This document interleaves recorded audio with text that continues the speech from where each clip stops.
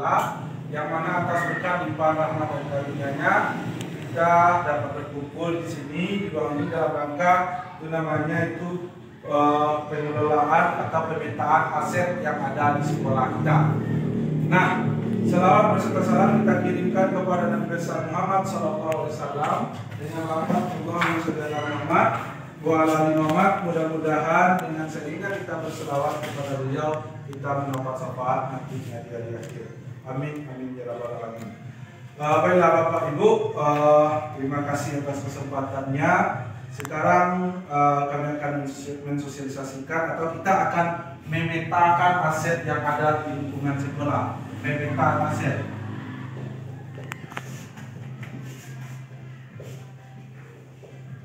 Nah, mungkin selama ini kalau berhubung masalah aset itu sarana dan prasarana sekolah itu yang kita dalam pemikiran kita. Namun di sini yang dimaksud dengan pemetaan aset di situ itu ada 7 kategori aset.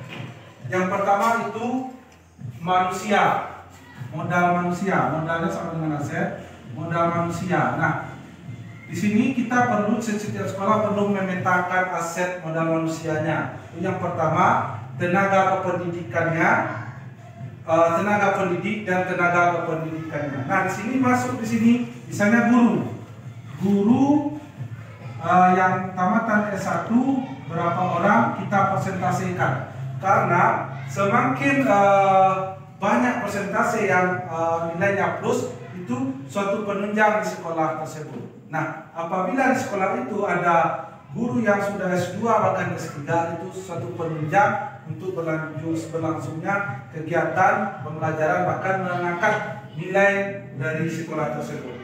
Yang kedua yaitu namanya modal sosial. Modal sosial.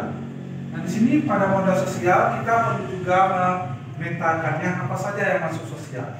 Nah, berbicara masalah sosial, tentu saja kita itu bagaimana kita berinteraksi, baik guru sama guru, anak sama anak, dan anak dengan guru. Nah, sekarang kan sudah banyak yang mulai hilang, baik antara guru dengan manusia, dengan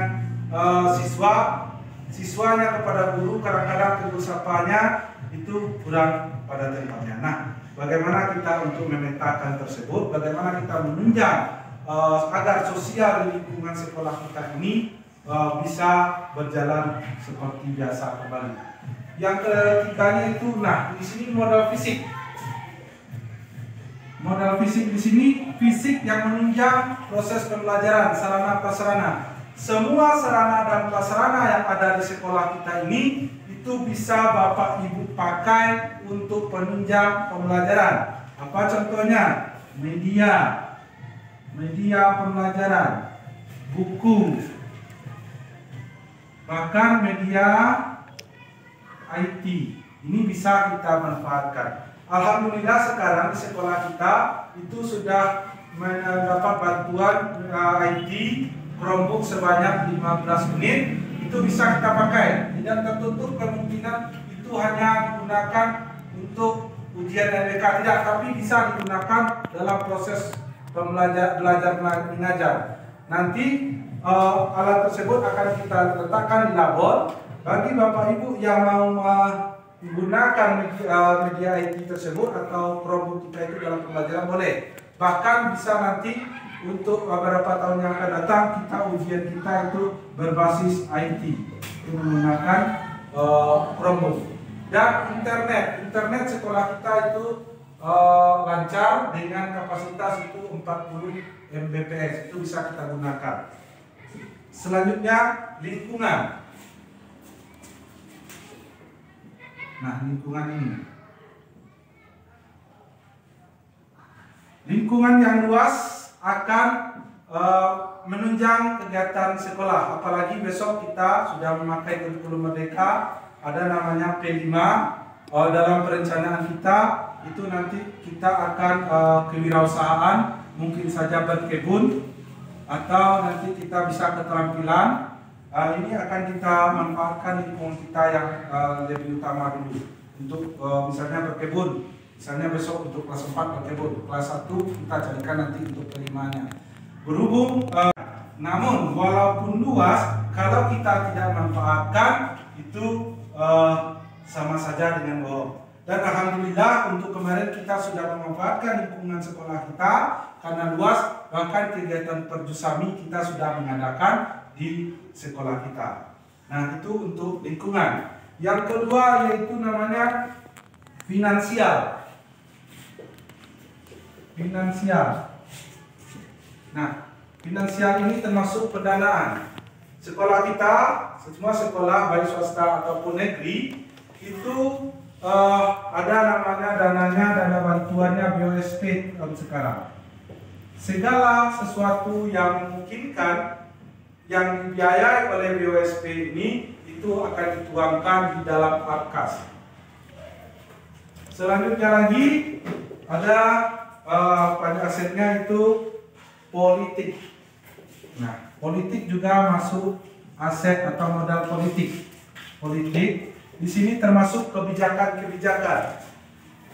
Mustahil kita akan dapat bantuan berupa DAK, baik itu DAK kabupaten ataupun pusat, tanpa ada kebijakan dari misalnya dinas atau Pemda setempat. Nah, bagaimana kita memanfaatkan modal politik ini agar bisa menunjang kegiatan pembelajaran di sekolah kita, yang mana alhamdulillah pada saat sekarang ini dengan adanya kerjasama kita atau dengan adanya permohonan kita kepada pihak pemerintah daerah dan pusat, sekolah kita pada tahun ini mendapat bantuan DAK dan juga politik dari pemerintah nagari. Kalau tidak salah itu masuk kepada RPJM Nagari, itu pembangunan pagar dan gerbang untuk tahun 2024. Ini satu modal politik.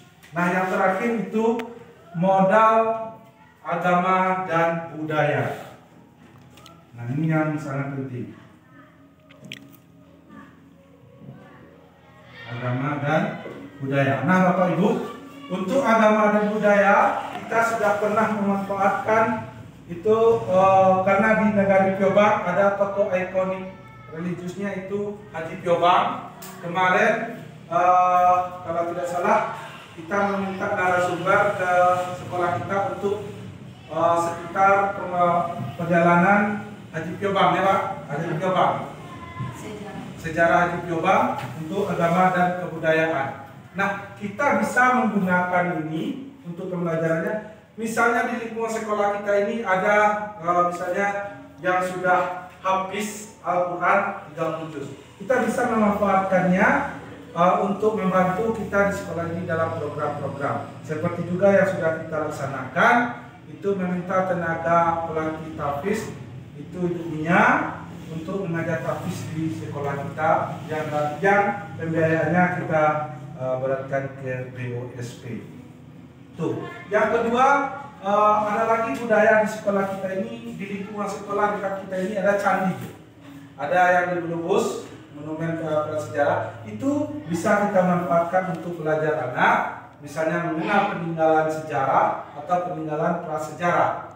Nah, pada untuk selanjutnya nanti, Bapak Ibu, kita bisa menggunakan lingkungan di sekitar sekolah, bukan dalam sekolah kita saja, untuk belajar. Misalnya kita bawa anak kita ke tempat pemandian untuk renang, itu boleh. Apa yang ada di dekat ini, bahkan ke tempat wisata sekalipun, misalnya ke alam. Kita sekali-kali menggunakan namanya pembelajaran outdoor, di luar ruangan, itu bisa. Nanti bagaimana caranya itu silakan Bapak Ibu nanti memetakan dulu bagaimana pembelajarannya. Misalnya pembelajarannya tentang hewan, jangan anak hanya tahu sekarang gajah, tapi tidak tahu bentuk gajah yang aslinya. Nah, untuk itu kita bisa membawa anak tersebut ke kebun binatang. Di sana anak akan lebih tahu, akan lebih paham tentang bagaimana tentang pembelajarannya. Semuanya itu adalah aset yang harus kita petakan di lingkungan sekolah kita. Apa saja kira-kira yang bisa menunjang. Nah, bagaimana nanti pasti akan ada timbul. Misalnya kita mau belajar di luar ruangan. Kita kita bisa bekerja sama. Yang pertama dulu dengan orang tua wali murid.